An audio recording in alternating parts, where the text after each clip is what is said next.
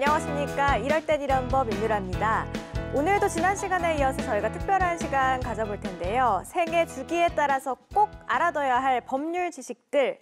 자, 저희가 지난주에는 출생에서 결혼까지의 생애 주기별 법률을 이야기를 했는데요. 오늘은 결혼 이후의 생애 주기에 해당하는 법률 상식 함께 알아보겠습니다. 법을 잘 몰라서 불편해지거나 또 손해를 보게 되는 일이 없도록 저희 방송 보시고 머릿속에 잘 담아두시길 바랄게요. 자, 오늘도 오셨습니다. 요람에서 무덤까지 우리의 생활 법률을 책임져 주시는 이럴 땐 이런 법의 인기 법률 멘토 두 분입니다. 박주은 변호사 그리고 김성수 변호사입니다. 어서 오십시오. 안녕하세요. 네, 안녕하세요. 지난주에 사실 두 분 덕분에 이제 출생에서부터 결혼까지 저희가 법률 공부 잘 할 수 있었는데요. 오늘은 이제 그 이후 더 중요하잖아요. 사실 100세 시대이기 때문에 그렇죠. 그 이후가 훨씬 이제 긴 시간일 텐데 잘 부탁드릴게요. 오늘도. 네. 자, 오늘은 좀 본관 얘기부터 좀 해볼 텐데 여러분들은 혹시 본인이 뭐 몇 대 손 이런 거 잘 알고 계세요? 저는 뭐 잘 알고 있습니다. 저희 아버지가 항상 강조를 해서 족보도 막 공부도 하고 그래서 저는 몇 대 손하고 다 알고 있어요. 밀양, 박가, 뭐 진사공파, 아이고. 71대 손. 뿌리 있는 집안의 아드님이시군요. 네. 김 변호사님 혹시 잘 아시나요? 저도 저희 부모님이 안동 분이시다 보니까 어릴 때부터 굉장히 강조를 많이 하셔서 저는 의성 김 씨고 청계공파 32세 손입니다. 아버지께서 꼭 방송에서 말씀하시러 아버님 보고 계시면 되게 굉장히 흐뭇해하실 것 같아요. 항상 모니터링 하시기 때문에 그냥 기뻐하실 겁니다. 사실 저도 저희 학교에서만 해도 숙제로 내주고 했었어요. 그래서 저도 이제 옆에 앉아서 아버지 옆에서 공부도 하고 했었는데 요즘은 제가 어떤지 모르겠어요. 요즘도 학생들 많이 하나요? 잘 모르더라고요. 그쵸? 성도 모르고 파는 당연히 모르는 사람이 많고요. 시조도 잘 모르는 경우가 있어요. 그래서 그 교육들이 좀 덜 되고 있는 게 아닌가. 집안에서 좀 교육을 해야 되는데 사실 우리 아이들한테도 저도 얘기를 잘 안 해주거든요. 별로 관심을 안 가져요. 없으니까. 그래서 얘기는 알긴 아는데 조금 예전보다는 좀 못한 게 아닌가 생각이 듭니다. 그런 게 있는 것 같아요. 역사 공부하다가 이제 유명한 위인들이 나오면은 우리의 선조시다. 저 박역거세거든요. 신라를 만든 사람인데 어울리지 않나요? 뭐 박역거세인데 그 얘기를 해줘도 별로 감흥이 없죠. 저는 처음에 이제 어릴 때 역사 공부하다 그 얘기 듣고 우리 할아버지구나 이렇게 생각을 했는데 우리 아이들은 뭐 그러냐고 고개 끄덕끄덕거리고 말더라고요. 좀 차이는 있는 것 같습니다. 맞아요. 옛날이랑 확실히 저희가 차이가 있는 것 같습니다. 자, 이제 법률 이야기 좀 구체적으로 나눠볼게요. 국내 호적 관련법에서 호주제가 폐지가 됐잖아요. 이제 호적이라 뭐 호적을 파버린다는 얘기를 하는데 그건 호적을 팔 수가 없습니다. 팔 호적 자체가 없어졌습니다. 2008년도부터 호주제가 폐지가 됐거든요. 호주가 예전에는 어떤 집안의 단위를 호주를 기준으로 해서 호주가 집안을 좀 통솔하기도 하고 이런 어떤 가부장적인 어떤 그런 간섭적으로 민법에 계속 두고 있었는데 2008년도에 이제 호주제를 폐지하면서 호적도 없앴어요. 폐지한 이유는 남녀 평등이라든지 사회적 어떤 분위기가 어떤 남자의 가부장적 위치로 해서 가정을 통솔한다는 거는 맞지 않다 해서 호주가 없고 호적이 없어. 지금은 가족관계 등록부에 따라서 지금 해결하고 있고요. 그 안에 뭐 기본증명사라든지 혼인관계 증명사라든지 이런 것들을 이제 기재가 돼 있고 그게 호적을 지금 대신하고 있습니다. 아까도 잠시 얘기하셨지만 너 호적 파버린다 아빠나 뭐 부모님께서 협박을 그렇게 하시면 호적이라는 게 없어졌습니다. 이렇게 말할 수 있는 시대가 됐네요. 그렇기는 한데 그 호적에서 판다는 것 자체가 이제 너 가족 연을 끊을 거야라는 얘기니까 엄청 화나셨다는 얘기니까 거기다 대고 이제 오빠 호적 없대요 이러면 진짜 쫓겨날 수도 있겠죠. 더 화를 부르는 멘트가 또 될 수도 있겠네요. 그리고 원래도 호적이 있을 때도 호적에서 팔 수는 없었습니다. 이게 뭐 서로 원한다고 가족 연을 끊을 수는 없거든요. 대신에 이제 호적을 옮길 수는 있었죠. 딴 집에 양자로 보내버릴 수는 있으니까 그 정도는 가능했던 건데 그냥 그만큼 화났다는 관용적인 표현인 거지 거기다 대고 이제 아빠 호적 없대요 이러면 진짜 큰일 날 수 있죠. 큰일 나겠네요. 다음으로 넘어가서 저희가 이제 아이를 낳았다면 부양 의무라는 게 있잖아요. 거기에 대해서 이제 차근차근 이야기를 해볼 텐데 두 분 혹시 베이비박스 들어보셨나요? 네, 들어봤습니다. 베이비박스 TV에서 저도 많이 봤는데요. 처음에 이게 우리나라에 생긴 게 2009년 12월입니다. 서울 주사랑 공동체 교회 이종락 목사에 의해서 운영이 시작이 됐는데요. 정말 작아요. 가로 70, 그리고 높이 60, 깊이는 45cm, 그렇죠. 그 정도의 작은 아이 하나 들어가는 이 베이비박스인데 이렇게 적혀 있어요. 미혼모 아기와 장애로 태어난 아기를 유기하거나 버리지 말고 여기에 넣어주세요.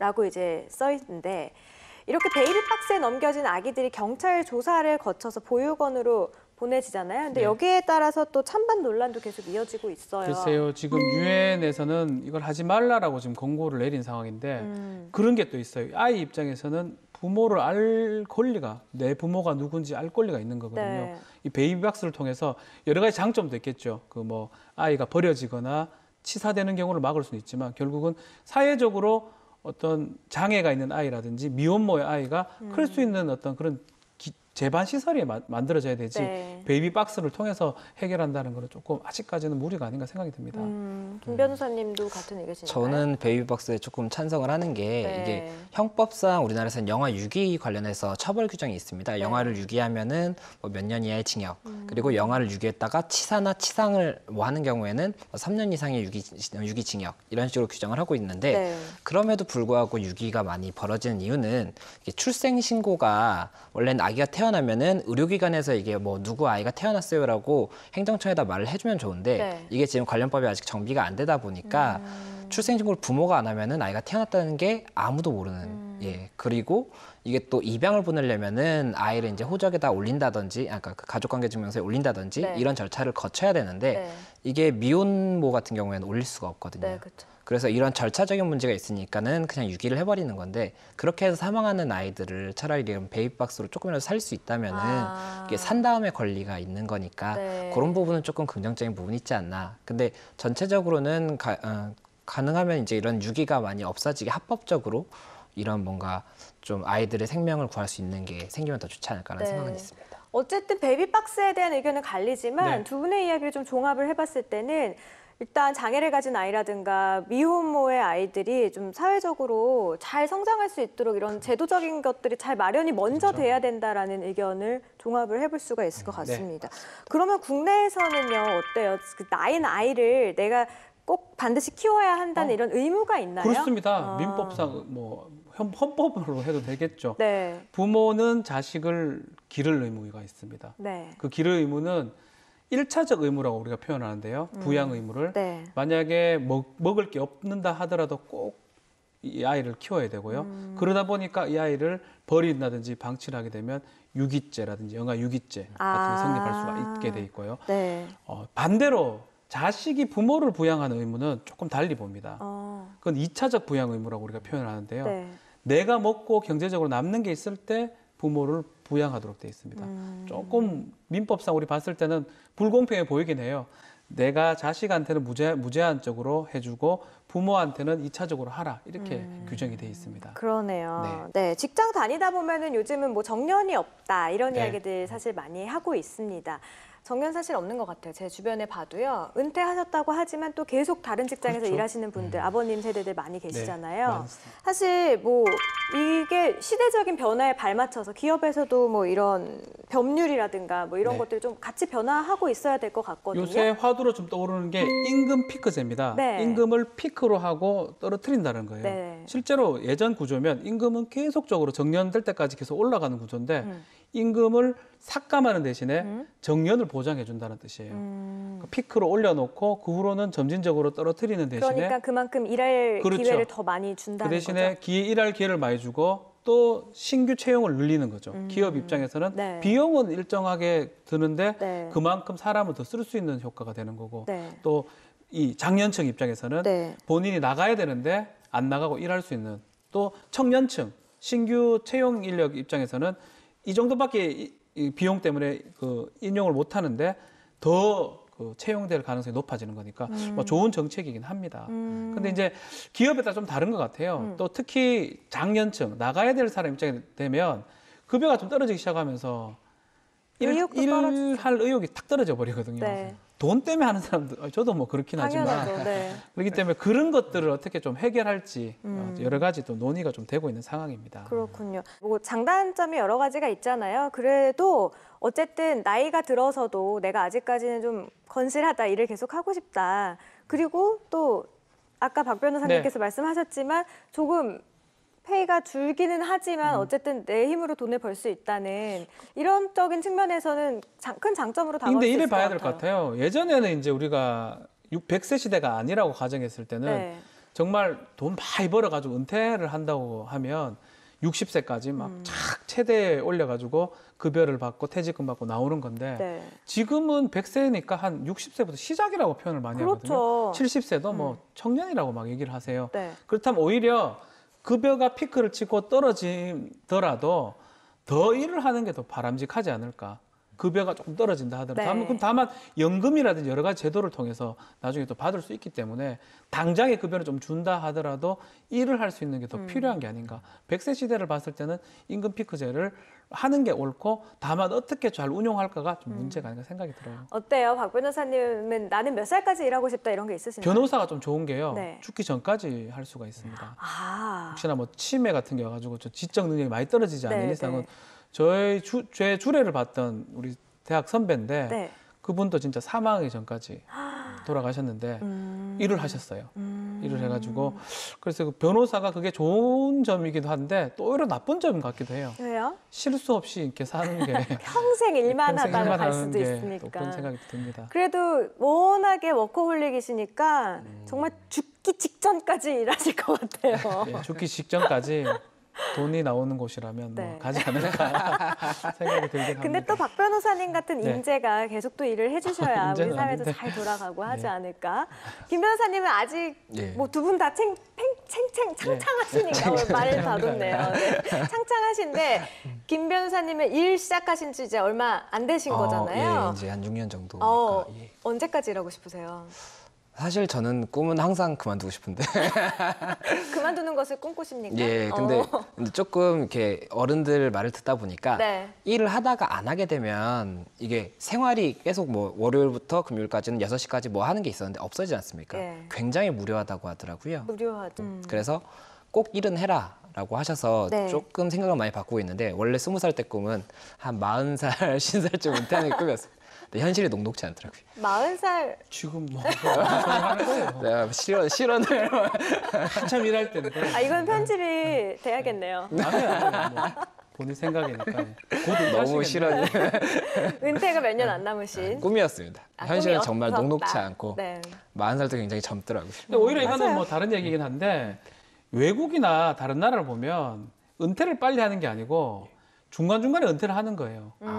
휴가를 상당히 길게 프랑스 같은 경우는 20일 뭐 한 달을 그냥 기네. 그렇게 한다든지 네. 아니면 딱 주 4일만 딱 일하고 나머지 3일은 즐기고. 즐길 수 있는 그게 바람직하지 푹 쉬는 것보다는 맞습니다. 지금 중간중간. 중간중간 쉬는 게 더 좋지 않을까. 저는 그렇게 생각이 쉬고 들어요. 싶으신가 보다. 그러니까 중간중간에 네. 그렇게 하는 게 맞지 않나. 저는 저도 좀 그렇게 달라요. 생각해요. 예. 네, 조금 더 느긋하게. 그러니까 네. 어떻게 보면 좀 더 굵고 짧은 것보다 얇고 길게 가는 게 더 좋겠다. 길게. 그래서 알겠습니다. 임금 피크제를 이제 찬성하는 거예요. 저는. 찬성하시는군요. 그래서 저는 예. 네, 알겠습니다. 자, 어느덧 저희가 이제 요람에서 무덤까지 우리 방송도 노년층을 이야기를 하고 있는데 시간이 이렇게 빠르니까 우리 인생도 이렇게 좀 빠르지 않나라는 생각도 듭니다. 자, 이제 퇴직 후에 우리 시청자께서 알면 도움이 되는 그런 생활 법률에 대해서 이야기를 해볼 텐데요. 노년층을 지원해주는 제도들이 또 있죠. 그렇죠. 일단은 연금 관련 제도가 있습니다. 제일 중요하죠. 예, 제일 중요한 게 이제 정말로 일을 할 수 없을 때 국가에서 조금이라도 생활비를 보조를 해준다면 네. 당연히 굉장히 큰 도움이 되겠죠. 그래서 제일 많이 아시는 거는 국민연금입니다. 뭐 피할 수도 없고 뭐 일을 한다면 피할 수도 없고 대신에 이제 꼭 받을 수 있는 네. 그 국민연금이 있고 이와 별도로 기초연금이라는 게 또 따로 있습니다.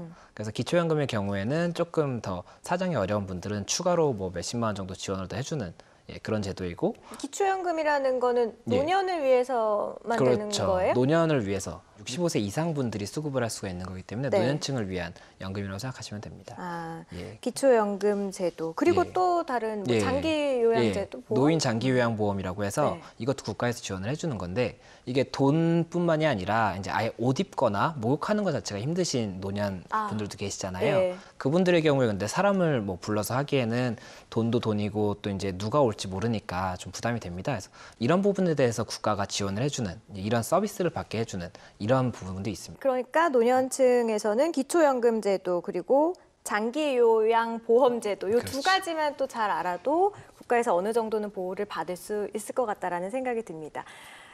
이렇게 좀 나이가 들다 보니까 거동도 불편해지고 어떻게 또 도움도 받아야 되고 특히나 이제 그렇게 되면은 이제 자식의 도움이 정말 많이 필요할 텐데요. 네. 부모 자식 간의 어떤 그런 금전 거래도 네. 많아지고 하잖아요. 이게 금전 법으로 거래도 적용이 있고 되나요? 네. 소송까지 많이 가는 경우가 있습니다. 우리가 소위 말하는 효도 소송이라고 표현하는데 네. 부모가 자식을 상대로 소송을 거는 걸 효도 소송이라고 표현합니다. 두 가지 유형이에요. 자식이 부양료를 줘가지고 아버지 어머니를 부양을 해야 되는데 부양하지 않는 경우 네. 부양료 청구 소송이 하나 있고 네. 또 지금 말한 것처럼 부모 자식 간에 거래를 한 거예요. 예를 들어서 가장 많은 게 집을 주면서 나를 조금 많이 해달라, 봤어요. 네. 돈을 달라, 아니면 뭘 부양해라, 해달라 나를. 이런 어떤 조건부 증여를 했는데 그 조건부를 안 지키는 경우 그래서 집을 돌려달라는 소송 이런 게 두 가지 큰 유형인데 결과가 어때요? 근데 부모 자식 간의 소송이 요새도 많이 늘고 있는데 네. 특히 부양료 같은 경우는 제가 처음에 얘기했지만 부모가 자식한테 주는 의무는 1차적인데 자식이 부모한테 주는 의무는 2차적입니다. 하셨죠. 그래서 인정받기가 좀 어렵고요. 금액도 좀 작습니다. 그런데 또 조건부 증여 이것도 입증하기가 어려워요. 부모가 자식한테 집을 주면서 야야 계약서 하나 쓰자 이렇게 하면서 하는 경우 잘 없습니다. 네. 그래서 매월 100만 원 전화 2통 하루에 하지 않으면 무효로 한다, 뭐 취소한다 이렇게 정해놔야 되는데 정하는 경우가 없기 때문에 입증이 좀 어렵습니다. 막 그렇기 때문에 요새는 좀 부모도 자식한테 할 때도 문서를 하지 못하면 문자 메시지 같은 거로 좀 해가지고 좀 남겨두면 나중에 혹시나 뭐 그럴 일 없겠지만 생겼을 때 도움이 되지 않을까 생각이 듭니다. 이게 참 씁쓸하네요. 부모 자식 간에 뭔가 이게 증거가 필요하다라는 네. 게. 워낙 그런 일들이 많이 일어나요. 받을 때 자식들이 막 되게 효도를 하는데 네. 받고 나면 그 효심이 사라져 버려요. 그러니까 부모 입장에서는 뭔가 조치를 취해야 되는데 정말 저희도 변호사 사무실 하면서 부모님이 자식들한테 화가 나서 오는 경우가 상당히 많습니다. 그 경우 제가 많이 말리죠. 부모 자식 간 소송하는 거 진짜 맞지 않다. 이 부모 자식 간의 소송에 대해서 상당히 궁금한 많습니다. 게 있는데 예. 지난 시간에 저희가 아내와 남편 사이에서는 그 금전 간의 관계 소송 이런 게 불가능하다고 하시면서 그 친족 상도례 그렇죠. 이것도 적용이 되는 거예요? 맞아요. 부모 자식 간에도 그게 적용이 되기 때문에 형사적으로는 할 수가 없어요.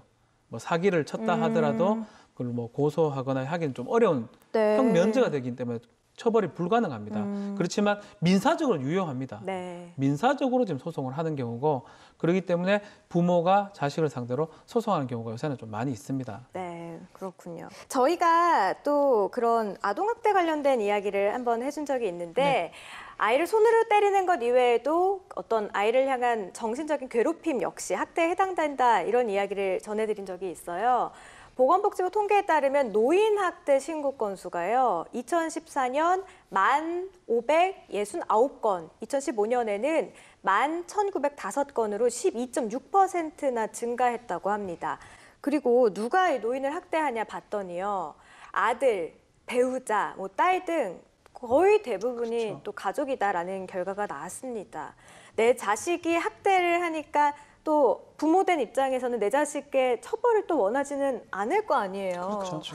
그래가지고 또 여기에 따라서 고통도 함께 증가하고 있는 상황인데요. 정말 이 실태가 진짜 심각한 수준이라고 해요. 맞습니다. 지금 노인에 대해서 학대가 거의 뭐 노인에 관련된 그 가족들에 의해서 일어납니다. 네. 아들, 딸이 가장 많고요. 또 그리고 만약에 어떤 기관에 가 있으면 기관에 또 그 의무자들, 요양하는 사람들한테 또 학대라든지 폭행들이 일어나고 있고 유아의 아동복지법이나 노인복지법이 똑같습니다. 구조는. 네. 노인에 대해서 신체적으로 학대하거나 뭐 성적 학대 아니면 의식적으로 방임을 한다든지 이런 것들을 처벌할 수 있도록 돼 있고 특히 그 신고할 수 있는 노인 요양기관의 직원들이나 이런 의료인들은 네. 이런 것들을 발견하면 몸에 상처가 있고 이런 걸 발견하면 신고할 의무를 규정하고 있어요. 신고를 하지 않으면 이 사람들도 처벌할 수 있게 되기 때문에 만약에 학대의 사실 같은 걸 발견하게 되면 신고를 해야 됩니다. 그렇군요. 네. 사실 그 아동학대 같은 경우에는 부모로서 명분이 있을 수도 있어요. 안 되는 것이기는 하지만 뭐 훈계를 해야 한다든가 여러 가지. 근데 노인학대는 저는 이거는 정말 말이 안 된다고 생각하네요. 뭐 명분이 없는 거죠. 네. 사실은 더 봉양을 해야 되고 근데 그럼에도 불구하고 학대 행위를 한다는 자체는 처벌을 받아야 됩니다. 근데 부모가 처벌을 원치 않기 때문에 문제가 되고 그 법도 지금 좀 효도법이라고 있어요. 불효방지법. 거기에서 부모에 대해서 폭행을 하거나 상해를 가했을 때는 처벌, 반의사불벌죄, 그러니까 처벌하지 않는다 하더라도 의사를 표시하더라도 처벌해야 된다는 그 법 규정이 지금 올라가 있는데 그래서 아직 통과는 안 되는 상황인데 통과가 된다 그러면 부모한테 폭행을 가한 자식들 처벌해야 된다고 생각이 듭니다. 네. 아니 뭐 효도까지 법률로서 제정을 해야 된다는 현실이 씁쓸하기는 하네요. 네. 자, 일본에서는요, 부모의 연금을 받기 위해서 자식이 부모의 죽음을 숨기는 그런 어처구니 없는 사례도 있었다고 합니다. 국내에서도 이제 사망신고 일자와 관련해서 뭐 이익과 연루된 게 아니냐 이런 의혹을 받았던 사건들도 있었잖아요. 사망신고 뭐 그런 기한이라든가 이런 게 있을까요? 출생신고처럼? 예, 사망신고도 출생신고랑 동일하게 1개월 이내에 신고하는 것이 원칙으로 되어 있습니다. 그래서 1개월 이내요? 예, 이거를 초과하는 경우에는 또 출생신고처럼 5만 원까지 과태료가 나올 수가 있게 되어 있습니다. 말씀하신 것처럼 이게 사망신고를 늦게 하면은 연금을 받을 수가 있기 때문에 이걸 늦추는 경우도 있는데 이거는 사실 따져보면 형법상 사기죄에 해당할 수가 있고 민사상으로는 그런 부당이득이니까 다시 반환 청구를 받을 수도 있는 부분입니다. 근데 이걸 그냥 뭐 좀 더 받으면 좋지 이렇게 해서 사망신고를 좀 고의로 늦추는 분들이 있어서 그런 건 좀 주의하는 게 좋고 그리고 사망신고를 하실 때 조금 팁을 드리자면 사망신고를 하면 이제 부모님이 뭐 빚이 얼마 있으셨는지 뭐 재산이 어디에 있는지 이런 걸 모르지 않습니까? 그래서 이거를 옛날에는 은행 같은 데 이렇게 일일이 찾아가면서 갔어야 되는데 이제는 좀 통합해서 조회를 할 수 있는 시스템이 있습니다. 그래서 이 통합 조회 신청도 사망신고와 함께 그 가족관계 증명서랑 신분증만 좀 더 지참을 하면 되는 거거든요. 그래서 가서 받으시면은 좀 더 편리하기 때문에 이 부분은 좀 참고하시면은 굉장히 도움이 크게 되지 않을까 싶습니다. 그 통합 조회 신청은 주민센터에서 같이 하면 됩니다. 사망신고 하시면서. 네, 알겠습니다. 자, 저희가 2회에 걸쳐서 생애 주기별 법률에 대해서 자세하게 이야기를 들어봤는데요. 혹시 두 분께서는 생애 주기별 법률 중에 이것만은 꼭 놓치지 않고 시청자분들에게 전해주고 싶다 이런 거 있을까요? 저는 노인 부분을 얘기를 좀 하고 싶습니다. 제대로 이제 자식들한테 이 상속이 되거나 하려 그러면 미리 좀 유언을 좀 할 필요도 있고 또 그리고 자식이지만 조금 계약서 같은 걸 작성을 해서 그 재산을 준다 그러면 나중에 생길 수 있는 그 불측의 손해를 방지할 수 있다. 이 말씀 좀 드리고 싶습니다. 정말 현실적인 조언입니다. 네, 김 변호사님. 예, 저는 그 출생 관련해서 영아 유기죄에 대해서 한번 좀 더 강조를 드리고 싶습니다. 예, 영아를 유기하는 게 뭐 내가 낳았기 때문에 내 생명이 아니라 생명이거든요. 꼭 영아 유기죄도 크게 처벌할 수 있다는 거랑 그리고 함부로 영아의 생명에 대해서 생각하면 안 된다는 거 좀 강조하고 싶습니다. 네, 알겠습니다. 자, 지난주에 이어 오늘까지 저희가 전생애를 법률로 돌아보면서 이런 생각이 들었습니다. 이렇게 세월은 흘러서 우리는 과거와 또 현재를 살고 있는데 우리의 생각은 종종 어느 한순간에 머물러 있는 경우가 많구나 이런 생각을 했는데요. 여러분의 생각은 생애 언제 머물러 있으신가요?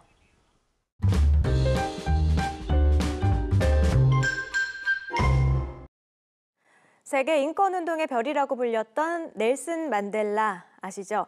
그는 남아프리카 공화국의 첫 번째 흑인 대통령이었을 뿐만 아니라 잘못된 인종차별법을 바로잡기 위해서 평생을 바쳤습니다. 법이라는 건 바로 서면 우리를 보호해주기도 하지만 잘못되면 우리를 가두기도 하는 만큼 항상 법이 올바로 시행되도록 우리들이 깨어있는 시민이 되어야겠다 하는 생각도 해봅니다.